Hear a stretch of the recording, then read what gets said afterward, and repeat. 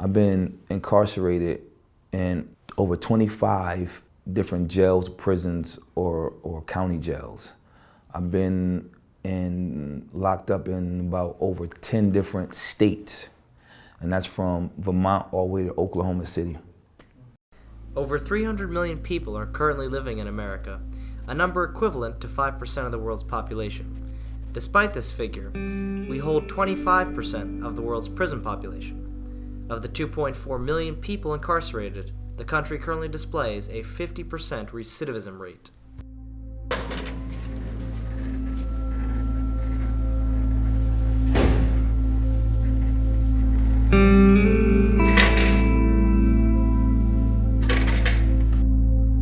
My name is Roland Whitley. I'm from Bridgeport, Connecticut. I probably hustled for almost 20 years, and I really could tell you that what I actually gained that I still have now is the criminal record out of all that. Prison does not correct you. You must correct yourself, and they don't have it set up for you to correct yourself either.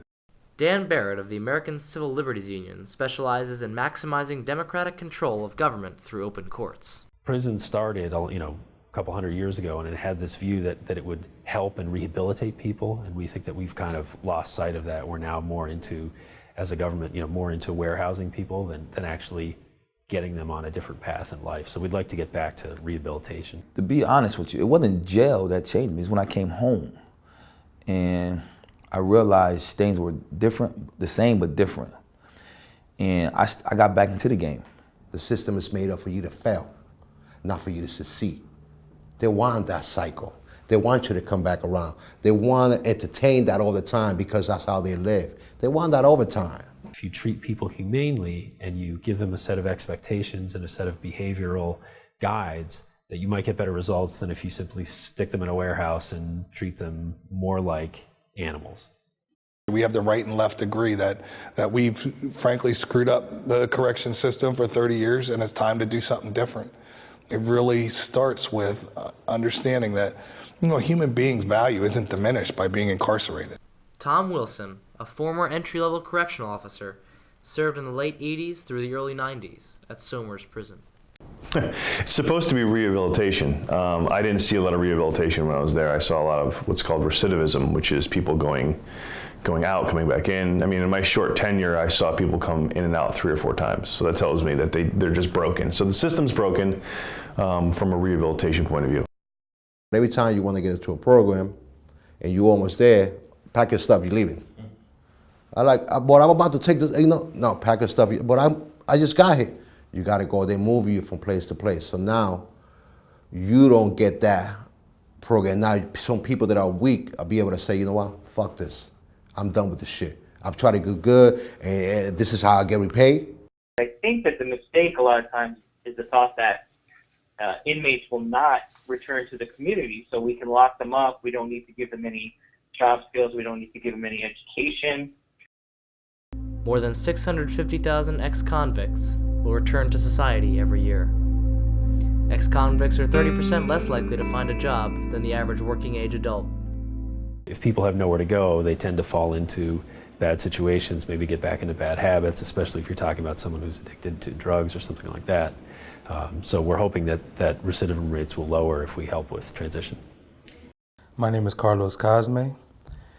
I grew up in Spanish Harlem on 104th Street in New York City, Manhattan. I just started selling drugs, and it's funny because you start at the bottom, you get incarcerated, you come home, you do a little better.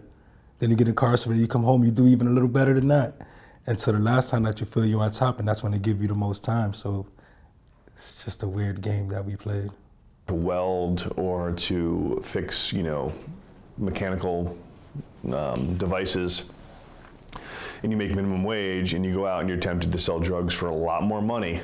I mean, I didn't want to go back, but all I did was sell drugs for so long. What else was I gonna do? People who are coming from prison get dropped off in the middle of a city, for example, with no transition, no support services, nothing at all in their pockets except what they went to prison with. I mean, it's cheaper to rehabilitate us now, send us home and let us become successful in society instead of us coming back and for you to keep paying for me to be incarcerated. When you go out here and you're on probation, they don't help you getting a job. You don't even got close. You got to go to a shelter. They're supposed to give you information, how to apply for this, how to do this. Our inmate's going to be there for 15 years and come back out and said, okay, I don't even know how to fill out a resume. And I said, I can't do this, falling off and trying to get back up. It wouldn't make any sense for me to come this far and go back to prison. And I mean, that last bit when I went in and I was let my daughter go on to the bus, how she hesitated, how she couldn't tell, or she didn't know what to say when I was leaving, because she knew I was leaving that day. It's just little small things. Carlos Cosme, convicted felon, guns, drugs, this, that. Not homeowner, not married, not son is a Marine, not associate's degree, not attended Central Connecticut State University, about 8 classes from his bachelor, none of that. You know, just the gun parts and the drugs, just my past, just everything from 10 years and before. And with things like that happening, how do we ever get ahead? We can't do it all alone. I'm still 157-546 no matter where I go. I'm looking to get my full partner right now, but you know what? I'm not even looking for that. Because if I get it or I don't get it, it's not going to change who I am. It's not going to change where I'm going. I'm still going to be me. Doesn't matter to me. You could have me labeled 157-546. I know who I am. I was 13-848-014. That's my federal prison number. I am now Roland Whitley, the father of Tatiana Whitley, the father of Kiaje Harper, the father of Noah Cabral Whitley. So who am I?